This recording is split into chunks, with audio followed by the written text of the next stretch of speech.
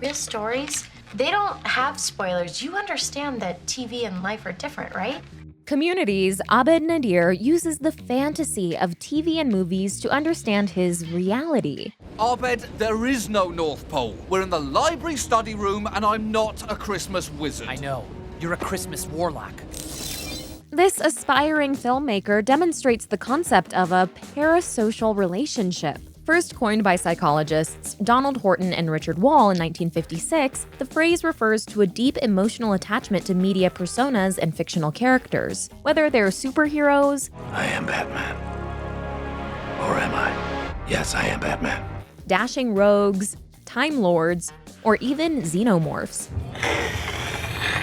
We're used to seeing the fandom-obsessed geek depicted as a developmentally stunted outcast who's unable to function in the real world. And in movies like Misery, Perfect Blue, and Ingrid Goes West, the parasocial relationship has even been portrayed as dangerous, an obsession that spirals into a full-blown delusion. I'm your #1 fan and all. But in recent studies, psychologists have suggested that these kinds of relationships can actually be beneficial. Cool. And that's exactly what we see in Abed. His pop culture comparisons help him better understand himself. I'm more of a fast-blinking, stoic, removed, uncomfortably self-aware type.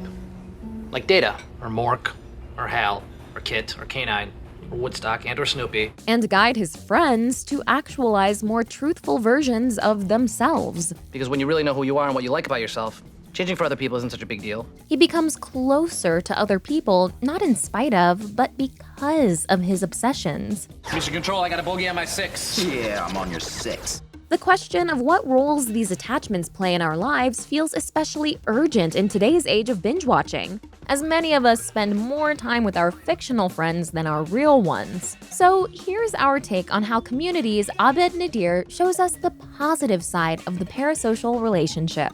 To be continued.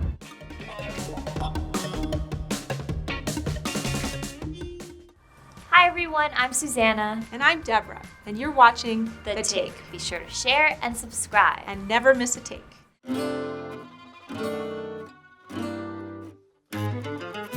Let's give this bad boy a read. It's probably just for you. I've never gotten one of these. It's probably just for Say you. you have to pee, I need to talk to you. Abed Nadir is socially awkward. He has difficulty reading the room, picking up on sarcasm, and understanding other people's emotions. Is this a social cue? He struggles with expressing his feelings.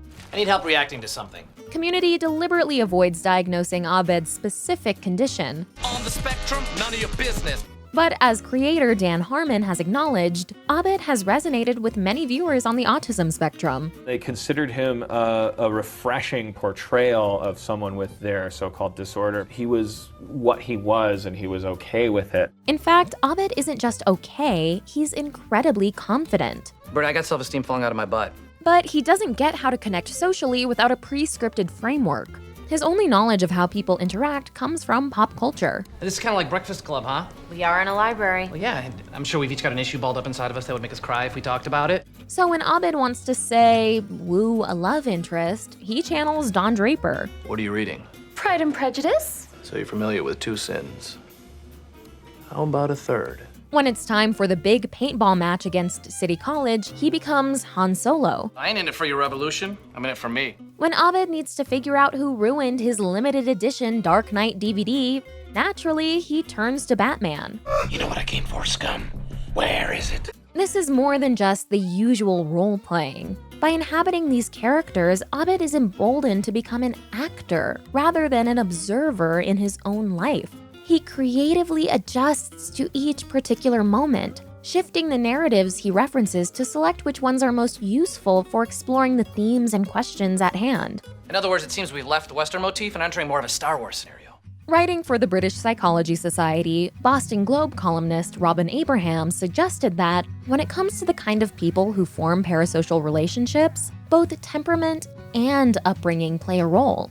Abed is not only neurologically atypical, he's also the child of a broken home. His mother left him at a young age. Mommy's moved on. New family, new life. A soured relationship with his father caused Abed to retreat, with fictional characters becoming his most constant companions and his role models. My dad never wanted to watch anything, so I was kind of raised by TV.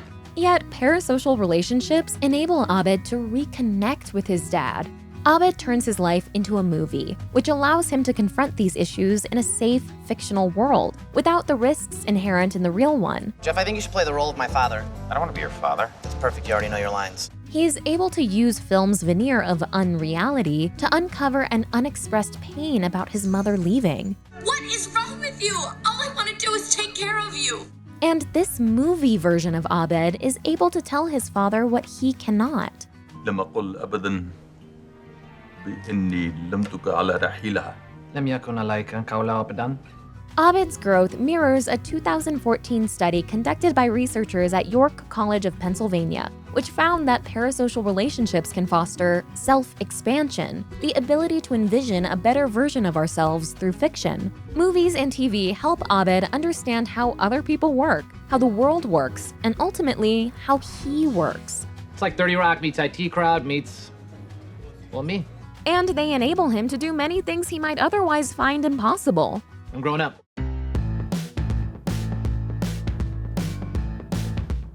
Let's make a deal. I'll help you connect with people, and you help me do a better job with them. Like Knight Rider. Exactly. As an avid TV watcher, Abed has developed unusually shrewd observation skills. I'm a student of human character. I know you guys all so well I can predict your behavior. I know you're a sweet, Christian, generous person. Oh, that's nice. On Community, this becomes an especially Meta joke, as Abed often behaves as though he's aware that he's on a TV show. I hate bottle episodes. He's frequently breaking the fourth wall. We'll definitely be back next year. If not, it'll be because an asteroid has destroyed all human civilization. And that's canon. And he discusses both himself and his friends as though they're TV characters. Jeff and Britta is no Ross and Rachel. Your sexual tension and lack of chemistry are putting us all on edge, which is why, ironically, and hear this on every level, you're keeping us from being friends. Abed's hyper-analytical nature can get on others' nerves. It makes the group uncomfortable when you talk about us like we're characters in a show you're watching. Well, that's sort of my gimmick. But it also gives Abed a framework to bond with the others, using his parasocial relationships to form social ones. Abed's friendship with Jeff is based on Abed instinctively orienting everything around Jeff's role as the leading man. Abed, why are you minding my life for classic sitcom scenarios? He reframes Jeff in the vein of other TV protagonists, like Hawkeye on MASH, then casts himself as the helpful sidekick. Call me Radar. When you've earned it. It helps their communication that Jeff gets most of Abed's references. Nobody puts baby in the corner. Dirty Dancing. And Abed draws on this mutual understanding of idealized fictional characters to call out Jeff whenever he fails to live up to those standards. I can tell life from TV, Jeff. TV makes sense. It has structure, logic, rules, and likable leading men. In life, we have this. We have you. But over time, their hero and sidekick dynamic blossoms into the respectful give and take of a genuine egalitarian friendship. Play acting is also at the heart of Abed's other closest relationship. Outwardly, Troy and Abed aren't obvious candidates for best friends. I'm gonna leave my home with a Slumdog Millionaire. That's borderline racist, I think. Abed seems to be the typical geek, while Troy is the popular jock. Well, this teenage boy is a quarterback and a prom king. Whereas Abed has trouble expressing his feelings, Troy seems to be overflowing with them. My emotions! My emotions! Still, Troy has his own experiences with parasocial relationships, as evidenced by his feelings for Star Trek star LeVar Burton. Set phasers to love me! And this side of Troy creates a natural chemistry with Abed that's defined by a shared sense of whimsy. If I ever woke up as a donut, you would eat yourself. I wouldn't even question it. And a mutual love of sci-fi and action movies. You watching another movie in your dorm tonight? Kick Puncher, starring Don the Demon Donaldson as a cyborg cop whose punches have the power of kicks. I'll bring the popcorn. More than anything, Troy and Abed are brought together by play. Why do you guys do stuff like this? Because it's fun. Whether it's constructing blanket forts, pretending to co-host a TV talk show, Troy and Abed in the morning, or acting out wild fantasies in their virtual playroom, the Dreamatorium, by losing themselves in fictional worlds, Troy and Abed are able to escape a real world that normally keeps the jocks and the nerds apart. Abed shows that play acting can also be very romantically appealing. Annie, who doesn't seem like an obvious match for Abed, even as friends. Wow, I didn't realize we were really good friends. I figured we were more like Chandler and Phoebe. They never really had stories together. Finds herself attracted to him when he's playing certain roles. And over time, play solidifies their close friendship, allowing the typically uptight Annie to lose herself in fun. Is this working? It's a handshake in progress. And to explore her own one-sided relationships with fantasy figures, specifically her sublimated schoolgirl desires for alpha males. Playing Star Wars is worn out and immature. You like me because I'm immature. Abed's romance with Rachel is entirely predicated on acting out pop culture tropes, something she loves just as much as he does. It's one of my favorite bits, like when a dog acts embarrassed, or when a guy chases after the girl and then does that big public declaration of love. At first, their parasocial relationships threaten to get in the way of a real one. If this were a movie, this would be the part where we kiss. You're right. Except we're doing a sitcom trope, so it would be totally out of place. But by following the examples he's seen in countless fictional romances, Abed is successful at wooing Rachel. So would you like to go out sometime? I would like that. Do you want to pretend like you're just going out with me on a bet? Oh, I'd like that very much. And even winning her back after things go awry. It stopped raining. Yeah, sure did. The presentation may be fiction, but for both of them, imaginary scenarios foster a growth that is entirely real and a bond based in uncomfortable truth. There's not a huge amount of people in my life that haven't eventually kicked me out, and I don't always see it coming. I don't want it to happen with you.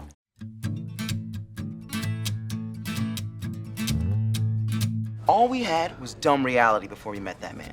And he's made all of our lives better than reality. Parasocial relationships are inherently internal, allowing a person to work through issues pertaining to their own identity. But Abed shows how they can also be used for teaching others how to self-actualize. This is incredible. I mean, to be able to talk this openly. I mean, why can't people be like this? As Psychology Today notes, therapists will sometimes integrate superheroes and fantasy characters into therapeutic fan fiction, allowing patients to explore their personal stories through the prism of comforting narratives. Abed does something similar for his friends, crafting fantasy scenarios through which they can work toward personal revelations or uncover their deepest fears. You're average, Britta Perry. You're a business casual potted plant, a human white sale. You're VH1, RoboCop 2, and Back to the Future 3. Abed uses the role-playing game Dungeons & Dragons Hi, I am your dungeon master. as a tool to allow his friends to become characters who are far removed from their normal selves. Ew, Hector the Well-Endowed? This becomes a form of play therapy. A session organized for their friend Neil not only pulls him back from the brink of extreme depression, it also discovers the true source of his pain. That's right, Neil. Your new best friend, Jeff Winger, coined the name Fat Neil. Plus, it exposes the harsh truth behind Pierce's pattern of insensitive behavior. I pity Pierce. Knock it off. Yeah, you really outdid yourself this week. There's a lot of pain in you. I seriously feel bad. Abed elicits a similar breakthrough for Jeff using My Dinner with Andre, engaging Jeff in a simulation of that film's frank, philosophical discussions that ends up uncovering some very real truths. Why would you pay a woman on the phone to think you're fat? Because I'm scared that if I were overweight, that no one would like me. God, that feels good to admit. Jeff's insecurities are also brought to the fore by Abed's sci-fi film, Chief Star and the Raiders of the Galaxy, where Jeff's disappointment over losing his big scene stems from a much deeper fear, that he's not the leading man of the story like Abed has made him out to be. And the part I accidentally got the most excited about is the 7 minutes we can cut. I finally know in my heart that I will literally be the last one of us here. Troy also agonizes over other people's perceptions of him, and his role playing with Abed is a healthy step toward letting that go. Abed, we're weird. We need to be weird. Tensions arise whenever Abed tests the limits of that role play, It would be less creepy if you were actually an alien. and their often juvenile behavior complicates Troy's need to grow up. Because you don't like people who tell you what to do, and I don't want to be one of those people. Then don't be. I have to be. But when it comes time for Troy to finally leave Abed behind, Abed, the floor can't be lava forever. The game's gotta end. It's not a game for me, Troy. I'm seeing real lava because you're leaving. it's fantasy that allows them to say goodbye. Clone hug? Meanwhile, Annie and Abed both have a tendency toward having relationships with imaginary versions of real people. We love Jeff. No, we don't. We're just in love with the idea of being loved. And if we can teach a guy like Jeff to do it, we'll never be unloved. This also falls within the parasocial spectrum. As Robin Abrahams noted, even in our most intimate personal relationships, we are often interacting with a mental model of our partner or parent, imagining their current state of mind, or how they would respond to whatever situation we find ourselves in. We keep running the same scenario over and over, hoping for a different result. Running scenarios? Careful now. You're starting to sound like Abed. As a result of this mindset, Annie and Abed try to manipulate how their friends behave and to plan their lives according to prescribed narratives. But as Annie realizes while journeying with Abed through his simulations in the Dreamatorium, this simply doesn't work. I was trying to make life go according to some script. I can't. You can't. We both need to get more comfortable winging it. While imaginary scenarios can help us understand the roots of our problems, we can't solve those problems purely by retreating into fiction. Your simulations are nothing more than anxieties. You're afraid you don't fit in. You're afraid you'll be alone. Great news! You share that with all of us.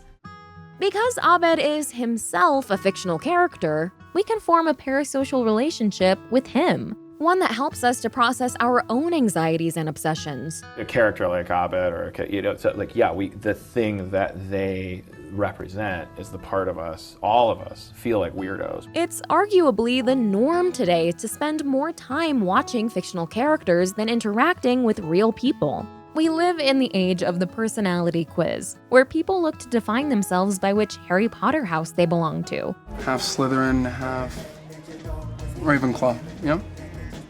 That is exactly what I have. Or which character from The Good Place they're most like.